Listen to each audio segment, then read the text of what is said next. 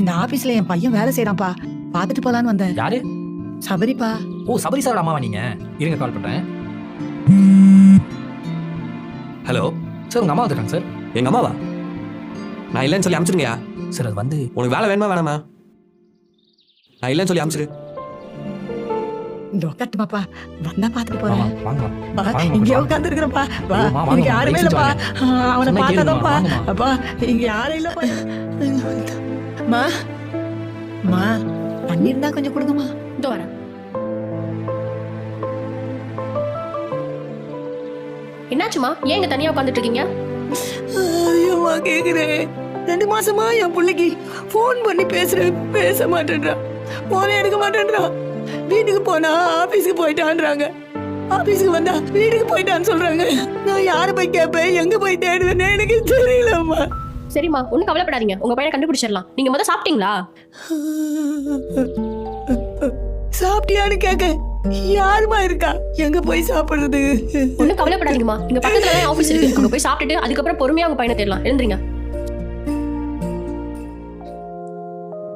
எனக்கு ஒரு number details வேணும், நம்பர் நோட் பண்ணிக்கோங்க. சொல்லுங்க மேம். இந்த நம்பர் டீடைல்ஸா மேடம்? ஆமா சபரி, இந்த ஆளோட அம்மா இன்னைக்கு இவனை தேடி இந்த தெருவுக்கு வந்திருக்காங்க. இவன் ஆபீஸ்லயும் இல்ல வீட்லயும் இல்லன்னு சொல்லி பொய் சொல்ல வச்சிருப்பான் போல.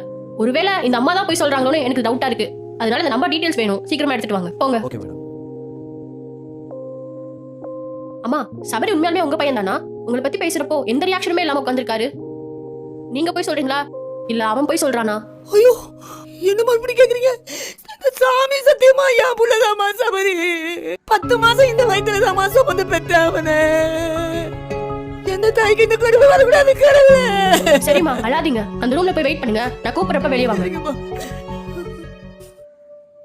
உங்களை வேலையை விட்டு தூக்கியாச்சு, நீங்க வீட்டுக்கு போகலாம். யா எதுக்கு? லாஸ்ட் மந்த் கூட பெஸ்ட் எம்ப்ளாய்ட் அவார்ட் வாங்கியிருக்க. இந்த கம்பெனி க்ரோத்க்காக அவ்வளவு போராடி இருக்க.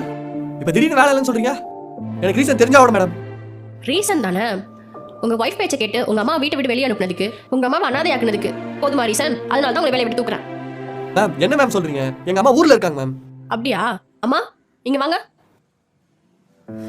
இந்த கம்பெனியில் நீங்க உண்மையா இருக்குன்னு தானே சொன்னீங்க. உங்க அம்மாவுக்கே நீங்க உண்மையா இல்ல, அப்புறம் எப்படி இந்த கம்பெனிக்கு உண்மையா இருப்பீங்க?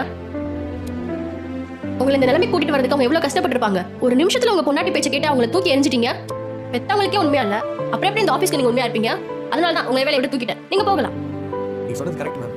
நான் சரியான முட்டாள் மாதிரி பண்ணிருக்கேன் மேம். என்ன மன்னிச்சிருங்க மேம். சாரி, எனக்கு சொல்லாதீங்க, உங்க அம்மாக்கு சொல்லுங்க. மன்னிச்சிருமா. ஏந்துடா ஏந்துடா ஏந்து. என்ன மன்னிச்சிருமா. அம்மா என் பொண்டாட்டி பேச்ச கேட்டு உன்னை இப்படி விட்டுட்டேனம்மா. விட்டுலமா. ஐயோ ஐயோ ஐயோ. பொம்பளை புள்ள மாதிரி அழுதுட்டு இருக்கற. ஏந்து, கண்ணத்தோடி அழுவாத, கண்ணத்தோடி ஏந்து. போலாம் வா.